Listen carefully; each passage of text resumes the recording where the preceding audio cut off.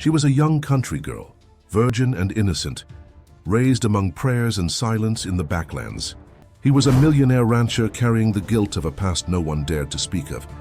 If this story caught your interest, don't forget to subscribe to our channel and tell us which city you're watching from. The sun rose lazily over the mountains of rural Virginia, painting golden hues across the clay houses and backyards where chickens scratched the dirt searching for worms. In the small village of St. Anthony's Hill, time seemed to have stopped. In some bygone decade, where women still washed clothes in the river and men measured life by the cycle of rains and droughts. Sarah woke with the first crow of the rooster, as she had done since childhood. At 19, she had become a young woman of singular beauty, chestnut hair that fell in waves over her shoulders, green eyes like the leaves of the coffee plantation after rain, and golden-brown skin tanned by the southern sun. But there was something more about her, something the other girls in the village didn't possess, a gaze that seemed to see beyond the horizon, as if she could perceive secrets that the world concealed. She sat on the edge of her narrow bed, smelling the fresh brewed, coffee wafting from the kitchen, mixed with the aroma of orange blossoms growing in the yard. The house was simple, 3 small rooms with adobe walls and a cement floor that her grandmother had helped build decades ago. It was all she knew of the world. Thomas, her father, was already in the yard tending to the animals, a tall, thin man of few words and many prayers, who had raised Sarah alone since Elizabeth died in childbirth. He never spoke of his wife, only murmured prayers when someone mentioned her name, as if words could ward off some invisible evil. Sarah put on the faded blue dress she wore to go to the market and tied her hair with a ribbon that was losing its color. She took her woven basket and went out to collect eggs from the chickens, a task she had performed every morning since she was 8 years old. She enjoyed this moment of silence, when the world was still awakening, and she could daydream about distant places she only knew through stories she heard on old Mr. Benedict's radio. Sometimes, when she was alone like this, she felt a strange nostalgia for something she had never experienced. It was as if a part of her knew there was a bigger world beyond the mountains, but at the same time, she was afraid to discover what lay out there. Thomas always said the world was full of temptations and dangers, especially for a pretty girl like her. That November morning, the heat already promised to be suffocating. Sarah finished collecting the eggs and decided to take them to sell at Mr. Anthony's store in the church square. The money would be little, but it would help buy the sugar and soap they needed at home. She walked down the dirt road that cut through the village, greeting neighbors who were already engaged in their morning activities. Mrs. Conception hanging clothes on the line, Mr. Emmanuel opening his bicycle repair shop, children running barefoot between houses. It was a simple and predictable life, where everyone knew each other, and each person knew exactly their place in the world. But Sarah always felt like a piece that didn't quite fit into that puzzle. There was something inside her that pulsed differently, that dreamed of things she couldn't name. At night, lying in her bed, she would look through the small window of her room and imagine what it would be like to live in a big city, meet different people, have the freedom to choose her own destiny. These were dangerous fantasies, she knew. Thomas always warned about the dangers of desiring more than God had destined for each person. But Sarah couldn't help it. It was as if her soul was bigger than the life that had been offered to her. When she reached halfway to the village, she heard the sound of an engine approaching. It was rare for any car to pass by, especially at that hour of the morning. She looked back and saw a black Jeep raising dust on the road. She moved a little off the path to make way, but continued walking. The vehicle slowed down as it approached her. Sarah felt a strange shiver run up her spine, a sensation she had never experienced before. It was as if something important was about to happen, as if destiny was whispering her name in the warm morning breeze. James Harrington drove the black Jeep down the dusty road unhurriedly, with one hand on the wheel and the other holding a cigarette that he smoked distractedly. At 42, he was a man who attracted attention wherever he went. Tall, broad-shouldered, with grey hair at the temples that contrasted with eyes as dark as coal. His face bore the marks of years lived intensely, wrinkles that betrayed someone who had laughed a lot and suffered even more. He had returned to the region only 3 months earlier, after 15 years living in New York, where he had built an empire in agribusiness. But money and success had never managed to fill the emptiness he had carried since childhood. The death of his father, the old Colonel Harrington, had been the final push for him to return to the family's century-old farm, a place he had tried to forget, but that always pulled him back like a magnet. The property was immense, more than 7,000 acres of fertile land that stretched as far as the eye could see. Beef cattle, soybean and corn plantations, an infrastructure that made neighboring farmers envious. But the main house, built at the end of the 19th century, still preserved the somber and melancholic air of a place that guarded many secrets within its thick stone walls. James had returned, carrying his own shadows. Eleanor, his wife, had died in a car accident 5 years ago, leaving him alone with guilt and the feeling that he could have prevented the tragedy. They had argued that night, one of many discussions about the child she wanted so badly, and he kept postponing. Elena had left the house furious, driving in the rain, and never returned. After that, James had become an even harder, more controlling man. He had immersed himself in work like someone who voluntarily drowns, building a fortune that couldn't bring him happiness. Relationships? Only sporadic affairs, women who knew exactly what to expect from him, luxury, pleasure, and emotional distance. But something had changed since he returned to the farm. Perhaps it was the silence of the countryside dawns, or childhood memories returning like ghosts. But James felt a different restlessness. It was as if he was looking for something without knowing exactly what. That morning, he was driving with no specific destination, just observing the lands that were now his again. That's when he saw her walking along the road, a delicate figure against the immensity of the field.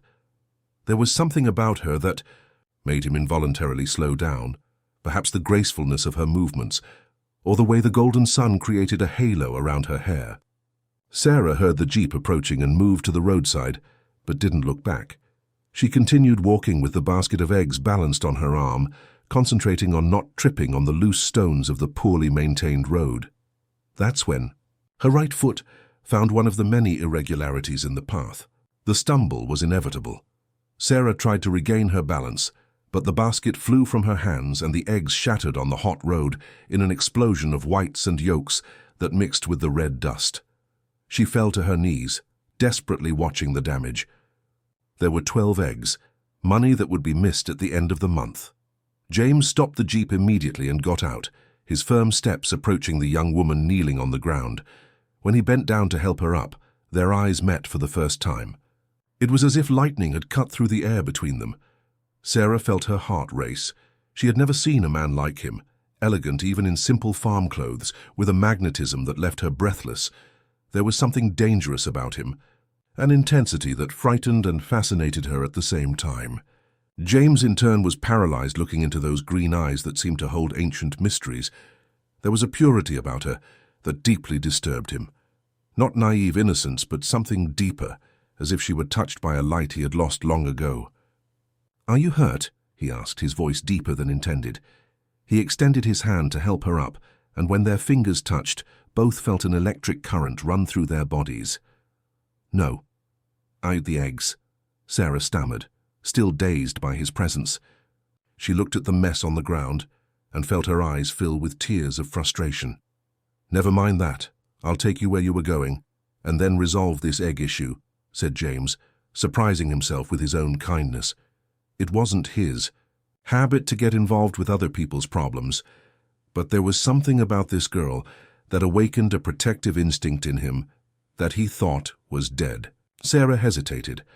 Thomas always said not to accept rides from strangers, especially men, but there was something in this man's eyes that reassured her, even while scaring her at the same time. It was as if she knew him from somewhere, as if he were part of a dream she had forgotten upon waking.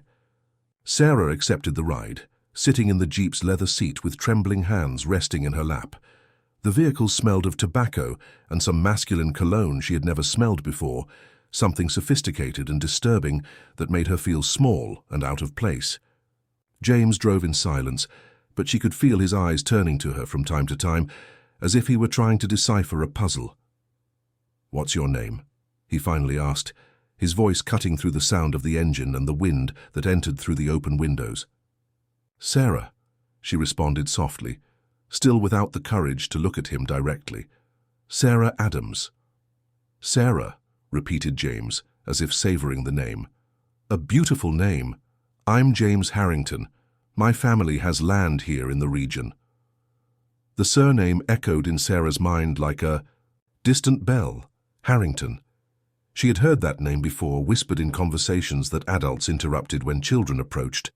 It was a legendary family in the region, owners of the largest farm in the valley, important people who lived in a world completely different from hers.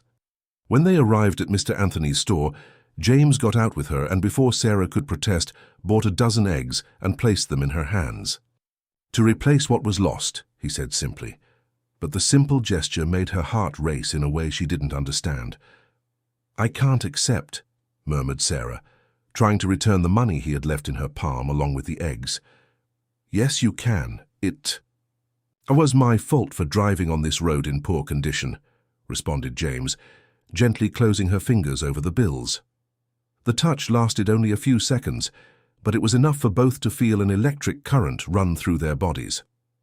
Mr. Anthony observed the scene from the store door with curious eyes. He had known Sarah since she was a little girl, and had never seen that blush on her cheeks or that different gleam in her eyes. As for the elegant man accompanying her, one didn't need to be very smart to recognize a Harrington. He had the same imposing presence as the old colonel, the same way of occupying space as if he owned the world. James said goodbye politely and returned to the Jeep, but before leaving, he looked at Sarah one last time. "I hope to see you again soon," he said, and there was a promise in those words that made her stomach twist with anxiety and expectation. Tentar nova mente in continu editar. During the days that followed, Sarah discovered that she couldn't get James Harrington out of her head. In her daily activities, cooking, caring for the chickens, helping Thomas in the garden, her mind constantly returned to those dark eyes and the strange sensation she had experienced when he touched her hand. It was as if a seed had been planted inside her, something that grew and disturbed her in ways she couldn't explain. James also couldn't forget the young woman with green eyes. During business meetings, visits to the pastures, even when reviewing the farm's accounting books, Sarah's image appeared in his mind like a disturbing and beautiful apparition. There was something about her that awakened in him not just desire, he had felt that for many women throughout his life, but a deeper restlessness, as if she represented something he had lost long ago. That's how James began to find excuses to pass through the village. On Monday, he appeared at the little church of St. Anthony, offering to fix the cemetery fence that had been damaged by rain. On Wednesday, he donated medicines to the small health clinic. On Friday, he financed the repair of the school roof. Father Michael, the parish priest, received these demonstrations of generosity with gratitude, but also with a hint of suspicion. He knew the stories about the Harrington family, knew they never did anything without an interest behind it. But the benefits to the community were real, so he decided to accept the help without asking too many questions. Sarah saw James from a distance during these visits, and whenever their eyes met, she felt that same electricity from their first encounter. He greeted her politely. They exchanged a few words about the weather or about the work he was financing, but there was an underground tension in each conversation, as if both were avoiding talking about what really mattered. Thomas began to notice the changes in his daughter's behavior. Sarah, always obedient and predictable, was becoming distracted and dreamy. She spent long minutes looking out the window, sighed for no apparent reason, and sometimes he caught her smiling to herself while hanging clothes on the line. One night, during a simple dinner of rice, beans, and fried eggs, Thomas decided to address the subject. "I've been hearing comments about the Harrington farmer spending a lot of time around here," he said, carefully observing his daughter's reaction. "They say he's interested in helping our community." Sarah swallowed hard, feeling her face heat up.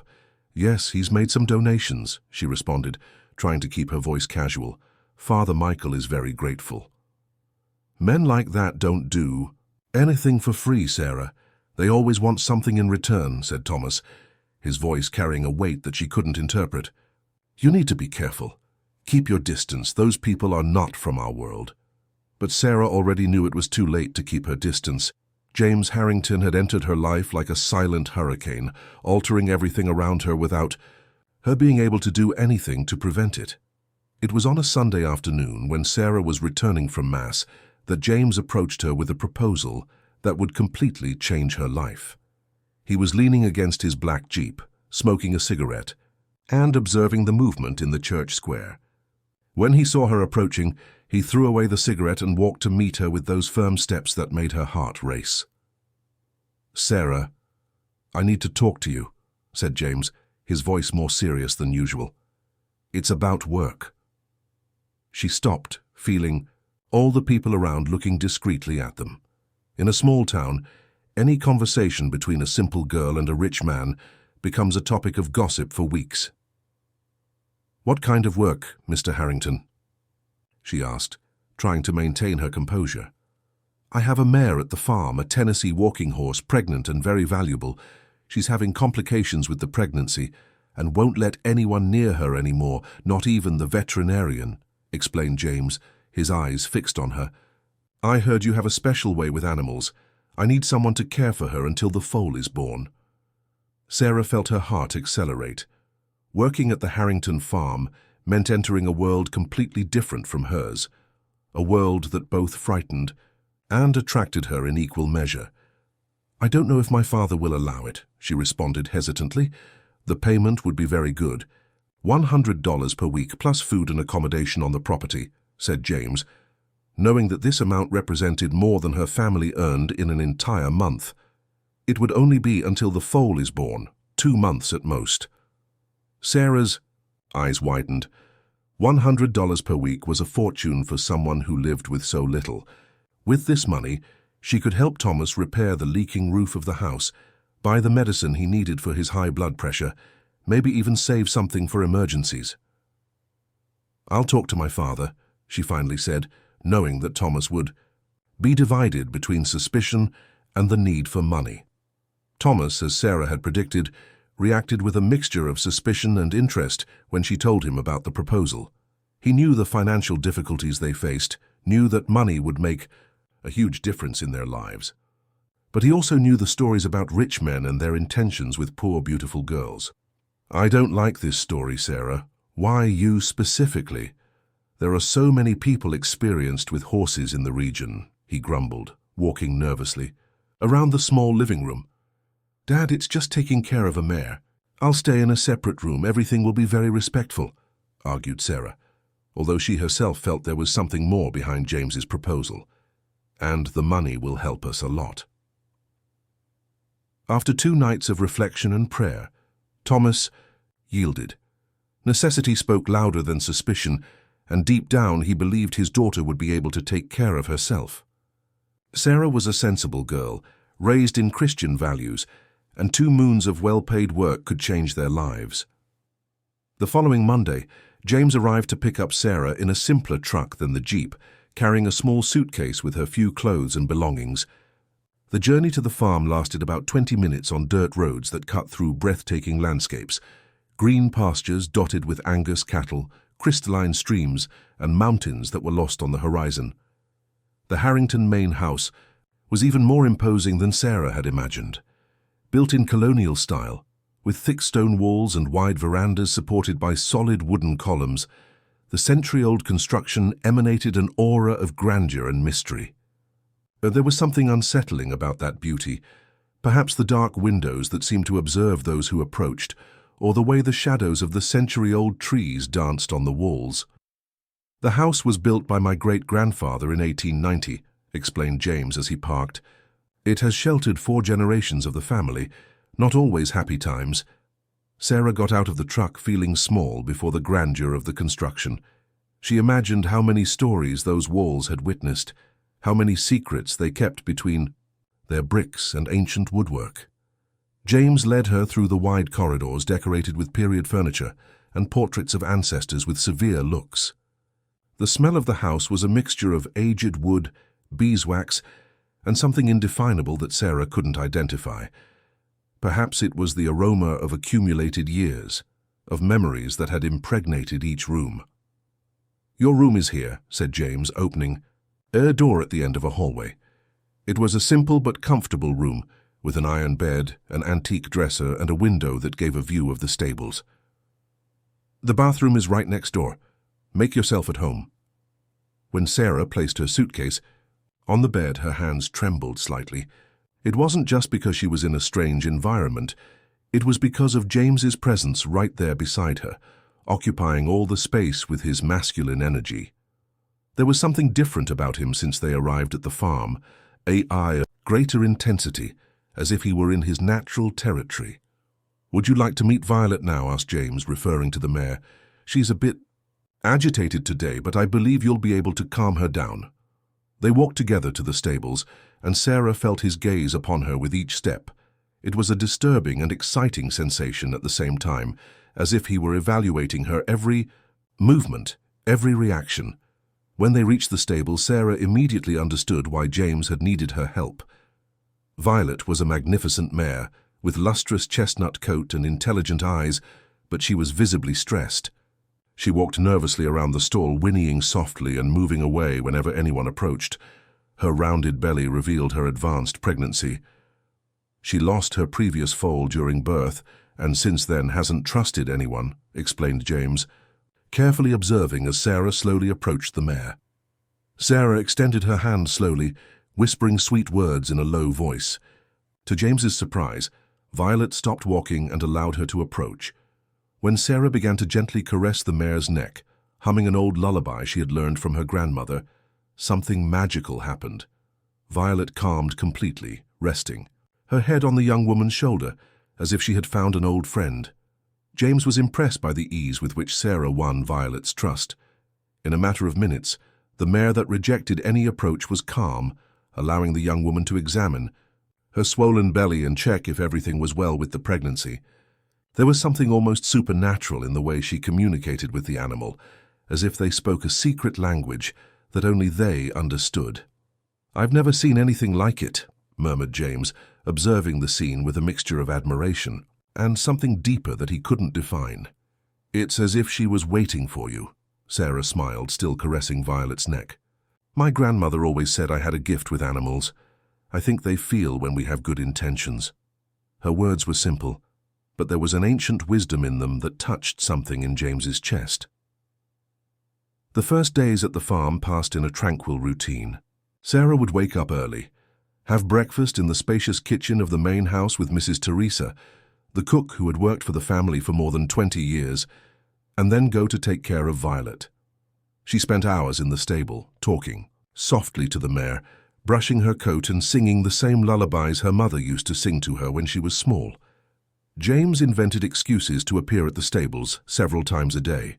He said he needed to check on other animals, or that he had to speak with the foreman, but Sarah noticed that his eyes always turned to her. There was an intensity in his gaze that made her feel naked, as if he could see through her simple clothes and penetrate her soul. The nights in the main house were different from anything Sarah had experienced. The old mansion had a life of its own after the sun went down.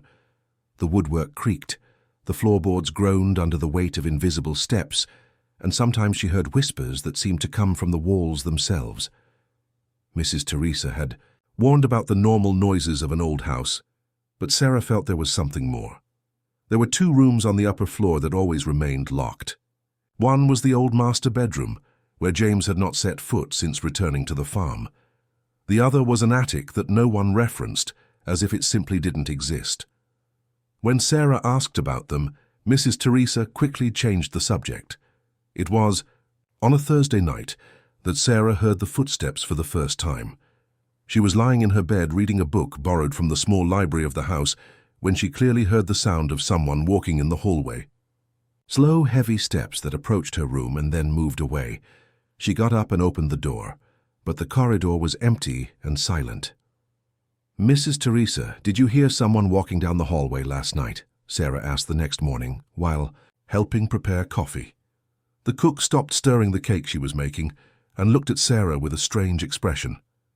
"Child, this house is more than 100 years old. It has seen a lot of people. Sometimes it seems those memories stick to the walls, you know. It's nothing major. You'll get used to it. But Sarah wasn't sure if she wanted to get used to it. There was something disturbing about the way everyone avoided talking about the family's past, about the closed rooms, about the presences she felt but couldn't see. James, in turn, was fighting against feelings he hadn't experienced in years. Sarah's presence on the farm had awakened in him a need that went far beyond physical desire. It was as if she brought light to dark corners of his soul that he had learned to ignore. He observed her caring for Violet with a tenderness that moved him, heard her laughter echoing through the corridors, and felt as if the house were alive again. He began to look for reasons to spend more time near her. He brought coffee to the stable, offered to help with tasks she could do alone, invented conversations about trivial matters just to hear her voice. Sarah responded to these approaches with a mixture of shyness and interest that only intensified his desire. "Don't you miss your family?" asked James one afternoon while observing Sarah brushing Violet. He was leaning on the stable door, a cigarette between his fingers, his eyes fixed on the grace of her movements. "I do, but I'm also enjoying being here," responded Sarah honestly. "It's different from anything I've ever experienced. Sometimes I feel like I'm a different person in this place." "Different how?" insisted James, moving a little closer. Sarah stopped brushing the mare and looked directly into his eyes for the first time in days. "More free, as if I could be who I really am, not just who they expect me to be." This response hit James like a punch to the stomach. He recognized that feeling, the prison of being who others expected him to be, of carrying the weight of expectations and traditions he had never chosen. "And who are you really, Sarah?" She blushed, looking away. "I don't know yet, but I feel I'm discovering." That night James couldn't sleep. He stayed on the veranda of his room, smoking and looking at the stars, thinking about the conversation they had had. There was something about Sarah that made him want to be a better version of himself, something that inspired and terrified him at the same time. She was everything Elena had not been, simple where his wife was complicated, genuine where Elena was calculating, warm where Elena was cold. But she was also forbidden in a way Elena never was. Sarah came from a different world, was of an age that made any involvement questionable, and more importantly, there was a purity in her that James feared destroying with his presence. He knew he was a man marked by tragedies and wrong choices, someone who carried shadows that could contaminate the light that radiated from her. Even so, he couldn't stay away. With each passing day, he felt more attracted not just to her beauty, but to her way of seeing the world, her ability to find beauty in simple things, her silent strength that impressed him. Sarah was changing something inside him, awakening feelings he thought were dead, making him question truths he had accepted about himself. And Sarah, in her small but comfortable room, also couldn't sleep. She thought about James's looks, the way his voice changed when he spoke to her, the electricity she felt whenever they got close. She knew she was treading on dangerous territory, but for the first time in her life, she felt truly alive. It was on a Saturday afternoon, when James had gone out to resolve business in town, that Sarah decided to explore more of the main house. Mrs. Teresa was visiting her daughter in the neighboring village, and for the first time since she arrived at the farm, Sarah found herself completely alone in that mansion full of mysteries. She began with the library, a spacious room with shelves that went from floor to ceiling, filled with old books that exhaled the smell of yellowed paper and accumulated knowledge. There were works of classical literature, treatises on agriculture, books on American history, and volumes on cattle raising. But it was on a lower shelf that Sarah found something that caught her attention, an album of old photographs. The black and white photos showed generations of the Harrington family, serious men with moustaches, elegant women in long dresses, children posing formally in front of the main house. Sarah recognized James in some more recent photos, a handsome and rebellious young man who seemed annoyed at having to pose for family photographs. But it was in a specific photo that Sarah felt her heart race.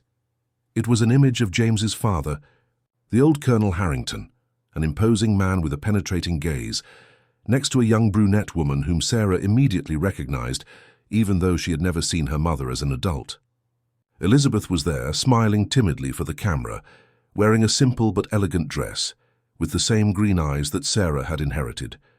Her hands trembled when she turned the photo and read the annotation in elegant handwriting. Elizabeth, 1985. Her mother had worked for the Harringtons. This simple information explained a lot, but also raised disturbing questions that Sarah wasn't sure she wanted to answer. Driven by growing curiosity, Sarah continued exploring the house. It was then that she discovered, in a room that seemed to be used as a storage area, an old dark wooden chest leaning against the wall. It was covered by a layer of dust that betrayed years of abandonment, but something impelled her to open it. Inside, the chest were old clothes, documents yellowed by time, and at the bottom a bundle of letters tied with a faded blue ribbon. Sarah took the letters with trembling hands and immediately recognized her mother's delicate handwriting, the same handwriting she had seen in the notes of the Bible that Elizabeth had left for her. The first letter began, "My dear J.H., I can't stop thinking about what happened yesterday afternoon. I know it's wrong, I know I shouldn't feel what I feel, but when you look at me that way, my whole world transforms." Sarah felt her legs weaken. J.H. could only be the initials of James Harrington, James's father. Her mother had a relationship with the Colonel, a married man powerful, much older than her. With trembling hands, Sarah continued reading the letters that revealed an intense and forbidden passion between a young employee and her employer. "He told me he loves me, but I know he can never publicly acknowledge me. I am just a country girl, daughter of no one, while he has a name to uphold, a family to maintain. But these stolen moments are all the happiness I have in this life." Tears began to roll down Sarah's face as she read about her mother's impossible love. The letters told a story of secret meetings, whispered promises, and growing suffering, as Elizabeth realized she would never be more than a hidden lover. The last letter was different from the others, written with more nervous handwriting. "J.H., I am pregnant. I know this news will change everything between us. I don't expect you to claim the child. You have your position to maintain. I will leave tomorrow before anyone suspects. Please don't look for me. I will keep our love in my heart forever. But our daughter cannot grow up in the shadow of a scandal." Sarah dropped the letters, her hands trembling violently. The truth was raw and devastating. She was not Thomas's daughter, but Colonel Harrington's. This meant that James was not just the man she was falling in love with. He was her half-brother. She heard the noise of the jeep arriving and quickly put the letters back in the chest, trying to compose herself. When James entered the house, Sarah was already in the stable taking care of Violet, but he immediately noticed that something had changed. Her eyes were red from crying, and there was a tension in her movements that hadn't existed before. "Did something happen while I was gone?" asked James, approaching her with genuine concern. "No, nothing," lied Sarah, unable to look him in the eyes. How could she tell him what she had discovered? How could she explain that the impossible love that was being born between them was even more forbidden than she had imagined? James knew she was lying, but didn't insist. Instead, he stood watching her work, noticing how her hands trembled slightly as she brushed Violet. It was then that Sarah began to hum softly to calm the mare, the same lullaby she always used.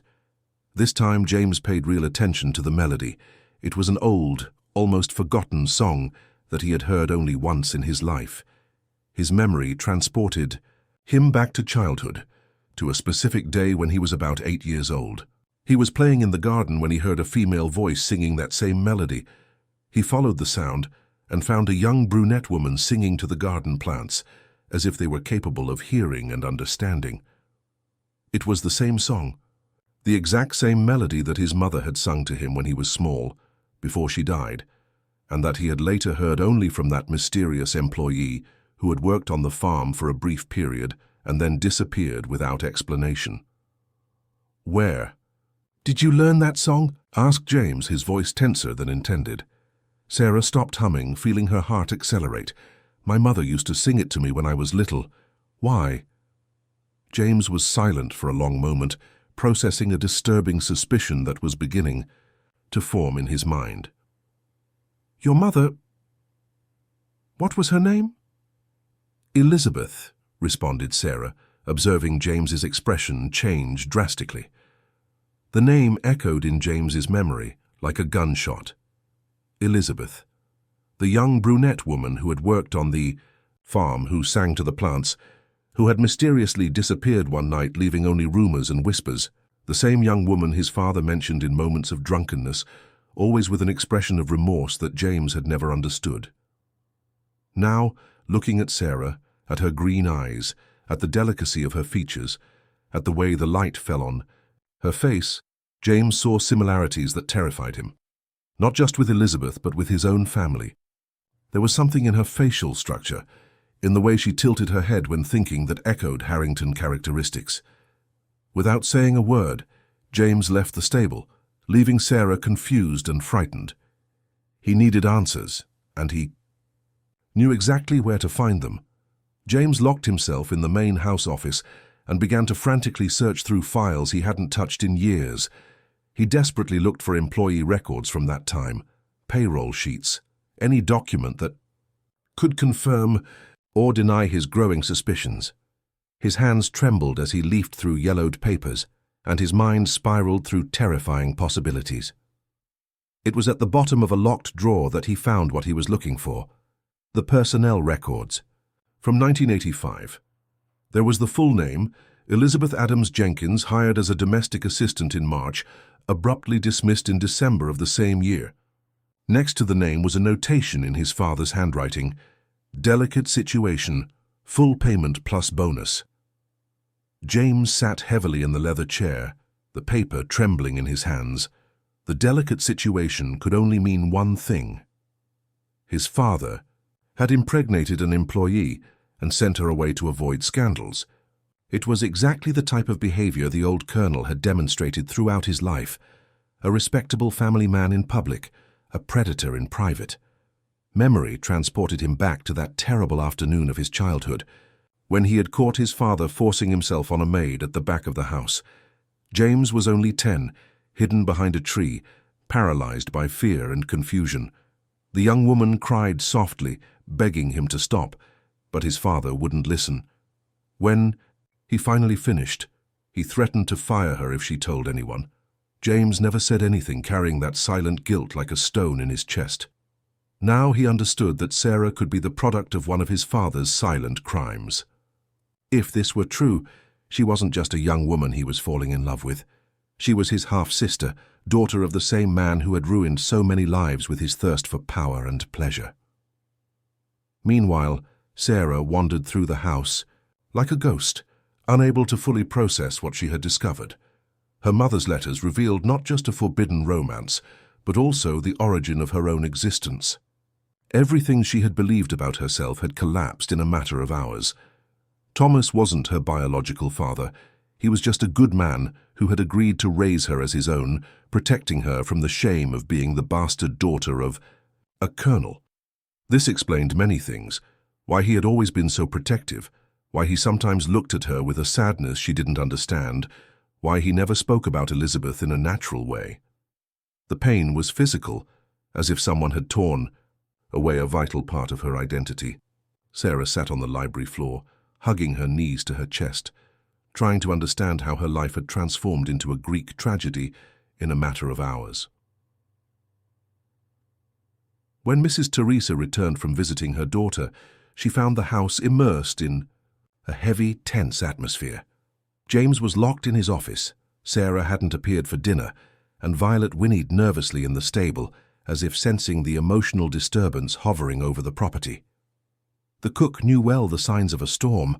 In the Harrington family, she had witnessed enough dramas over 20 years to know when something explosive was about to happen. She knocked discreetly on James's office door. "Mr. James, don't you want dinner? And the girl, Sarah, hasn't appeared either." James opened the door, his eyes red and his face marked by fatigue. "Mrs. Teresa, I need you to tell me everything you know about Elizabeth Adams. Everything." The older woman sighed deeply, as if knowing this moment would come sooner or later. "Sit down, my son. It's a long and painful story." James poured himself a whiskey and waited while Mrs. Teresa organized her thoughts. She had been the family's confidant for decades, guardian of secrets that could destroy reputations and lives. Elizabeth was a beautiful girl, hard-working, from a humble family. She arrived here in March of '85, recommended by her sister who worked at a neighboring farm, began Mrs. Teresa, her voice heavy with regret. Your father took an interest in her immediately. At first it was subtle, compliments, small favors, gifts. Elizabeth was innocent, believed that attention was just the kindness of an employer. James swallowed the whiskey in one gulp, feeling the liquid burn his throat. Continue. When she became pregnant, your father was desperate. Your mother was still alive then, sick but alive. A scandal would destroy the family. He offered money for Elizabeth to, get rid of the child. She refused. Mrs. Teresa paused, wiping away a tear that insisted on appearing. That's when he sent her away. He gave her a good amount, enough for her to start over far from here, but made it clear she should never return or reveal who the child's father was. And you believe Sarah is his daughter? Just look at her, Mr. James. She has your grandmother's eyes, the same high forehead of the Harringtons, and that song she keeps humming to the mayor, it was your mother's favorite song. Elizabeth must have learned it when she worked here. James closed his eyes, feeling the world collapse around him. Everything made sense now. The way he had felt instantly attracted to Sarah, not just physically, but by an inexplicable familiarity. It was blood recognizing blood, the primitive call of shared lineage. Does Sarah know? Asked Mrs. Teresa softly. I suspect she discovered today. She found Elizabeth's letters, didn't she? I saw that the storage chest had been moved. James nodded miserably. What do I do now, Mrs. Teresa? How do I look at her knowing she's my sister? The same thing Elizabeth did 20 years ago, my son. You separate before this feeling grows even more and destroys you both. Some truths are too heavy to be carried together. That night, neither James nor Sarah could sleep. He stayed on the veranda, drinking and smoking, observing the stars and trying to understand how fate had conspired to place them in such an impossible situation. Sarah remained seated at her room's window, looking toward the stables where Violet slept peacefully, oblivious to the human drama unfolding around her. They both knew there was no going back. The love that was being born between them had become a curse, a cruel repetition of the story that Elizabeth and Colonel Harrington had lived decades before. The only difference was that this time they knew the truth before it was too late. Or perhaps it was already too late. The heart cannot simply stop feeling just because reason commands. And both would discover in the following days that sometimes love is stronger than any moral or social barrier, even when that barrier is blood itself. The days following the discovery were a silent torture for both. James completely avoided the stable, inventing business trips and urgent commitments that kept him away from the farm. When he was home, he locked himself in his office or on the veranda, drinking more than he should and smoking cigarettes one after another, as if nicotine could burn the pain he felt in his chest. Sarah, in turn, cared for Violet with an almost obsessive dedication, as if the mare were the only creature in the world that still made sense. She spent hours talking softly to the animal, telling her secrets she couldn't share with any human being. Violet was increasingly close to giving birth, her belly enormous and her movements slower, but she seemed to understand that Sarah needed the company as much as she needed the care. The tension in the main house was palpable. Mrs. Teresa observed the two with a heavy heart, knowing she was witnessing another tragic chapter of the curse that seemed to pursue the Harrington family through generations. She tried to talk with Sarah, offered tea, prepared the foods the young woman liked most, but noticed she was closing herself off more and more, like a flower that withdraws when sensing a storm approaching. One morning, when Sarah was brushing Violet and humming softly to calm her, James appeared at the stable door. It had been 3 days since they had spoken directly, communicating only through Mrs. Teresa or formal notes about caring for the mare. "We need to talk," said James, his voice hoarse from drinking all night. Sarah stopped brushing Violet, but didn't turn to look at him. About what? I think we've already discovered everything we needed to know. Sarah, James began, but the words were lost in his throat. How to explain that? Even knowing the truth, he still felt that devastating attraction for her. How to confess that he spent nights awake thinking about her green eyes, the way she smiled at Violet, the music she hummed that he now knew was a family inheritance. I'm leaving, Sarah finally said, still with her back to him. Violet is fine. The birth shouldn't be more than a week away. I can stay until she gives birth and then I'll go back home. No, the word came out stronger than James intended. You can't leave like this. Sarah finally turned, and he saw that her eyes were red from crying. Why not? There's nothing more for me here. I discovered who I am. I discovered why my mother left. I discovered why... She paused, her voice breaking. Why this feeling I'm having is wrong in every possible way. James took a step toward her, but stopped when Sarah instinctively backed away. Sarah, I feel the same thing. And I know it's wrong, I know it shouldn't exist, but I can't simply stop. Stop! Shouted Sarah, startling Violet, who began to whinny nervously. Don't say these things. It doesn't make anything easier to know that you also... that we both... She couldn't finish the sentence, but they both knew what she wanted to say. It was in this tense moment that they heard the sound of a car approaching the main house. James immediately recognized the engine of the black BMW. It was Caroline Mendez, the only person who drove that model in the region. Caroline Mendez was everything Sarah was not. At 35, she was a sophisticated, well-educated woman, daughter of a traditional family from Richmond that had built an empire in the textile industry. A natural blonde, tall, with the elegant bearing of someone who had studied at expensive schools and frequented the best social circles of Virginia. She was also James's ex-girlfriend, a relationship that had ended years before when he married Elena, but one that everyone always expected would be resumed someday. James cursed softly. Stay here with Violet. I'll see what she wants. Sarah observed through the stable window as James walked to meet Caroline. The woman got out of the car wearing a beige linen dress that probably cost more than Sarah would earn in years of work. Her shoes were designer, the purse clearly imported, and even from the stable Sarah could detect the expensive perfume she wore. Caroline hugged James intimately, planting a kiss on his face that lasted a bit longer than would be necessary for a greeting between friends.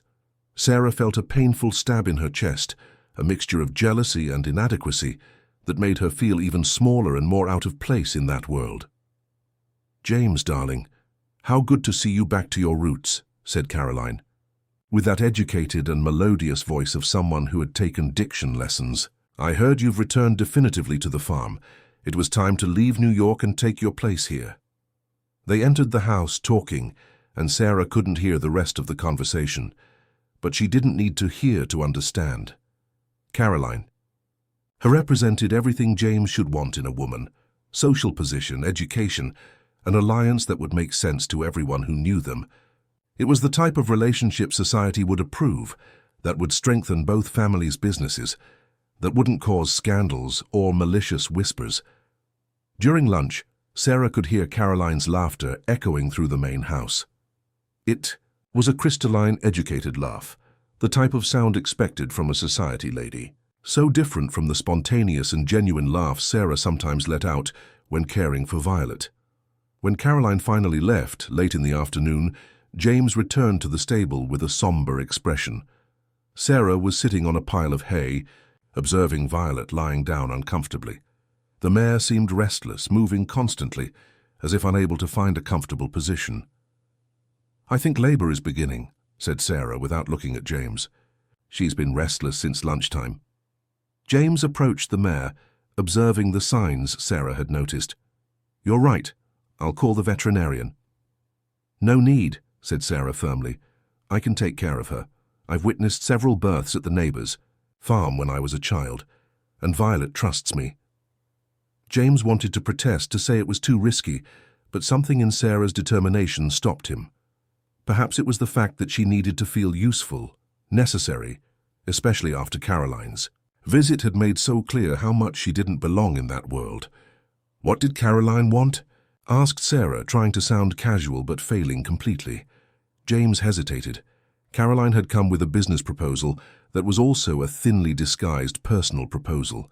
She had talked about uniting their properties, about how natural it would be for them to marry and form one of the most powerful alliances in Virginia agribusiness. She had been educated, subtle, but absolutely clear in her intentions. "Business," responded James evasively. "Always business with Caroline."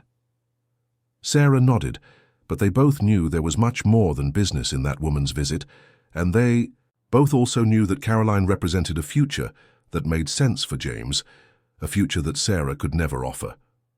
Violet let out a low, painful whinny, and Sarah turned all her attention to the mare. At least there, caring for that animal that was about to give life, she felt in the right place. It was the only place in the world where she still knew exactly who she was and what her role was. Violet's labor began at dusk, when the first stars appeared in the clear November sky. Sarah had prepared everything that would be necessary: clean towels, warm water, a flashlight in case the power went out. James tried to convince her to accept the veterinarian's help, but she was adamant.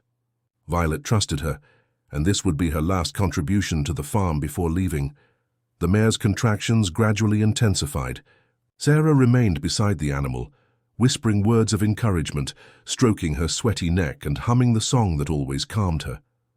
James observed everything from a respectful distance, admiring the competence and tenderness with which Sarah conducted the process. "Everything is going well," murmured Sarah, checking the progress of the birth. "She's strong. She'll make it."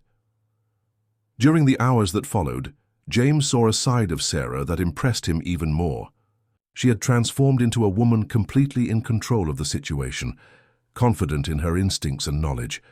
She was no longer the shy young woman who had stumbled on the road weeks before. She was someone fulfilling her destiny, using gifts that seemed to come from ancestral wisdom. Around midnight, when the contractions reached their peak, Violet finally gave birth to a healthy, perfect male foal. Sarah helped the little animal stand up, cleared its airways, and placed it next to its mother for the first feeding. It was a magical moment, new life emerging from pain and effort. "He's beautiful," whispered Sarah, her eyes shining with emotion as she watched the foal take its first wobbly steps. "Perfect." James felt a wave of admiration, and something very much like love invade his chest, seeing Sarah in that moment. Loose hair framing her face, simple clothes stained from work, but radiating a natural beauty that no cosmetic could imitate. He knew he would never be able to forget her. "Sarah," he began, but she interrupted him. "Tomorrow I'm leaving," she said firmly, without taking her eyes off the foal. "My work here is finished. Violet and the foal are fine. You don't need to leave so quickly. You can stay a few more days until you're sure that—" "James, please," Sarah interrupted him again, finally looking at him. "Don't make this harder than it already is. We both know I can't stay, not after what we discovered."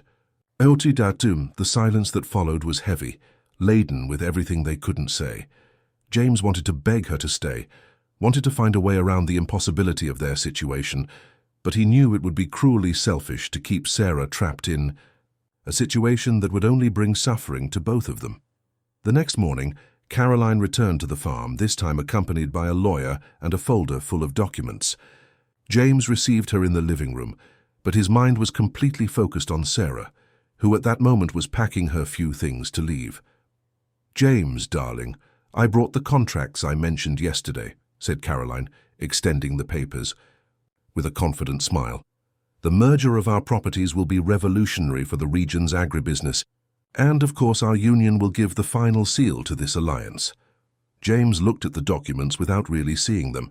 Caroline was talking about a union, but he knew it was a marriage of convenience, a strategic alliance that would financially benefit both families.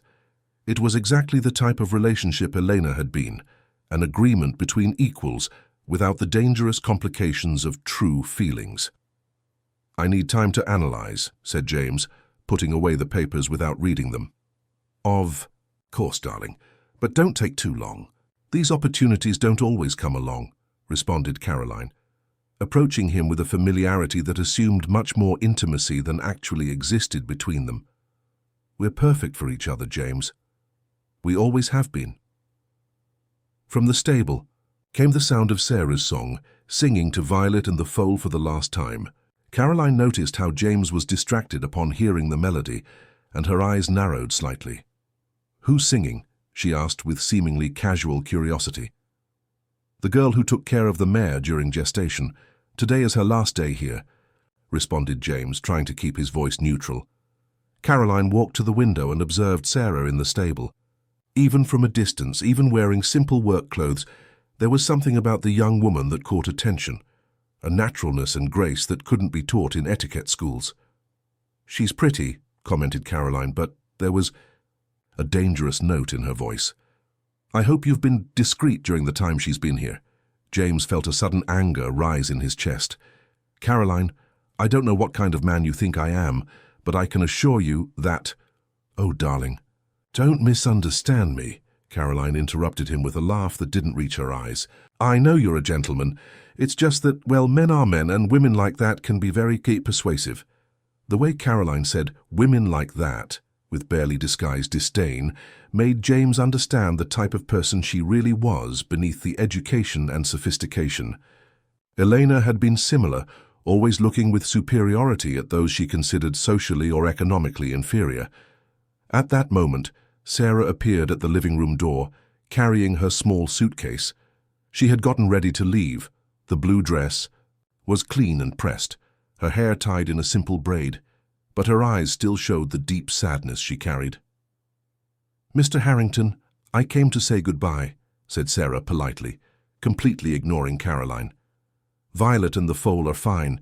I left instructions with Mrs. Teresa about their care for the next few days." James stood up, feeling completely lost. "Sarah, thank you for everything. You saved Violet and taught me—" He paused, searching for words that could express what he really felt without revealing too much in front of Caroline. "You taught me that genuine kindness still exists in the world," he finally completed. Sarah smiled sadly. "Kindness has always existed, Mr. Harrington. Sometimes we just don't know where to look." Caroline observed the exchange with growing discomfort. There was something in the way James looked at the young woman, an intensity she had never seen in his eyes when he looked at her. And there was something in Sarah's response, an emotional intimacy that suggested much more than a simple professional relationship. "Well, it was a pleasure to meet you," said Caroline coldly, extending a gloved hand to Sarah. "I'm sure you'll find another job suitable to your abilities." Sarah briefly shook Caroline's hand, immediately recognizing the hostility masked by politeness. "Thank you, Ma'am. I wish happiness for you both."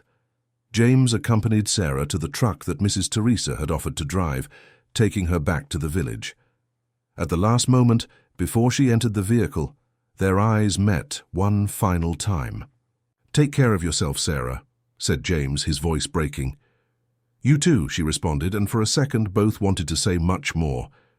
Then the truck departed, raising dust on the road, and James stood watching until it completely disappeared on the horizon.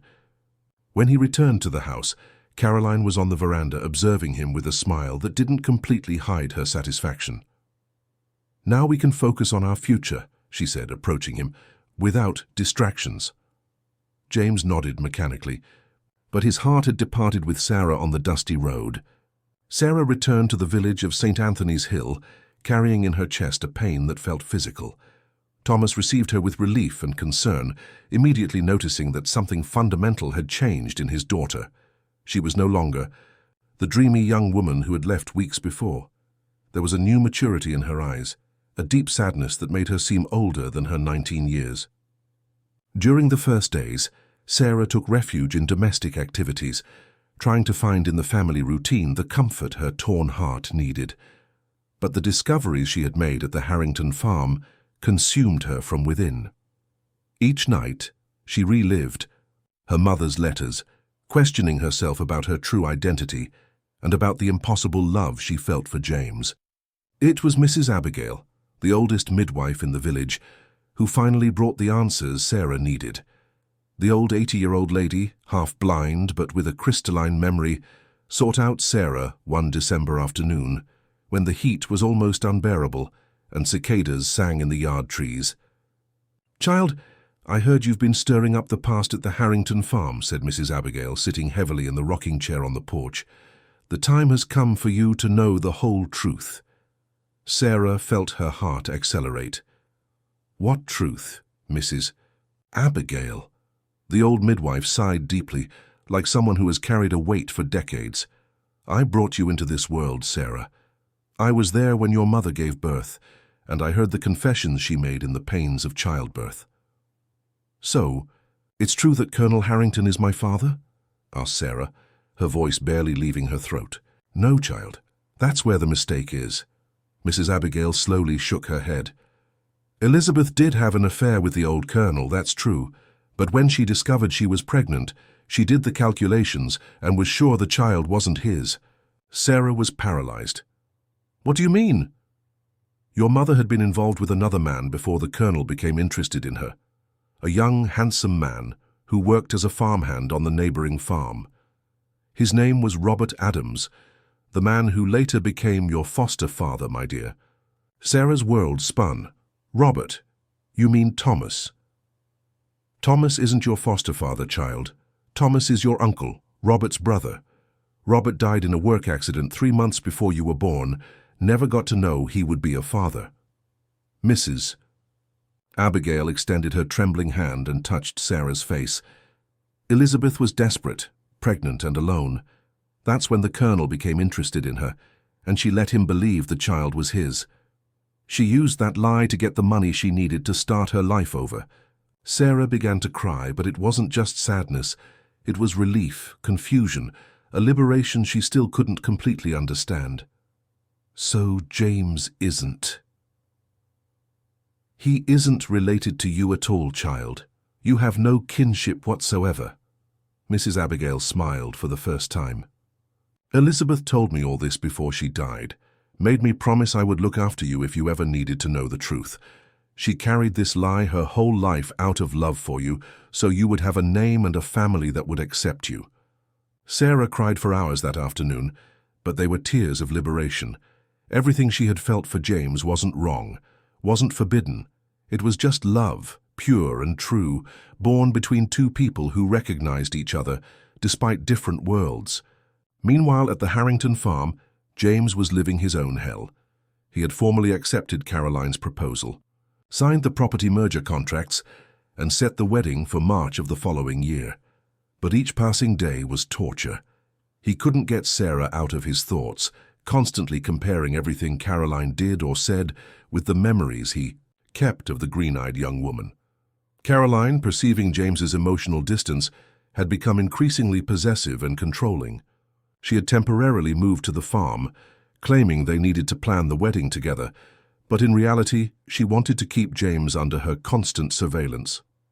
It was on a January night, when James was walking through the stables missing. Violet and her foal, which Caroline had insisted on selling to a breeder from New York, that Mrs. Teresa approached him with a grave expression. "Mr. James, I need to tell you something. It's about the girl Sarah." James felt his chest tighten. "What about her?" "Mrs. Abigail came here yesterday when Mrs. Caroline was in town. She told the truth about Sarah's paternity." Mrs. Teresa paused, carefully choosing her words. "She is not your father's daughter, Mr. James. Elizabeth lied to get the money she needed. Sarah's real father was another man." James remained motionless for long seconds, processing the information. "Are you sure about this?"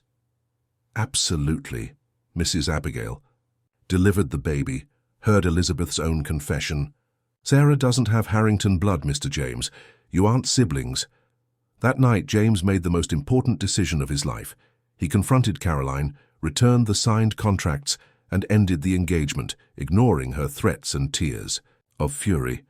She left the farm promising revenge, but James didn't care. For the first time in months, he felt free. The next day, he drove to the village of St. Anthony's Hill, his heart beating like a war drum. He found Sarah in the yard of her house, hanging clothes on the line, and for a moment just observed her. She was different, more mature, stronger, as if she had passed through a purifying fire and emerged transformed. "Sarah," he called, getting out of the jeep. She turned, and when their eyes met, both knew everything had changed. There were no more barriers between them, no more moral or family impediments. There were just two adults who loved each other and were finally free to live that love. "James," she whispered, dropping the clothes she was holding. He walked to her slowly, as if approaching a dream that might dissolve at any moment. "Mrs. Abigail told me everything, about your real father, about Elizabeth's lie. Sarah, we aren't—" "I know," she interrupted him, her eyes shining with tears and hope. "She told me 2 weeks ago. I was going to look for you, but I didn't know if—" James didn't let her finish. He took her in his arms and kissed her as he had dreamed of doing since the first day he saw her on the road.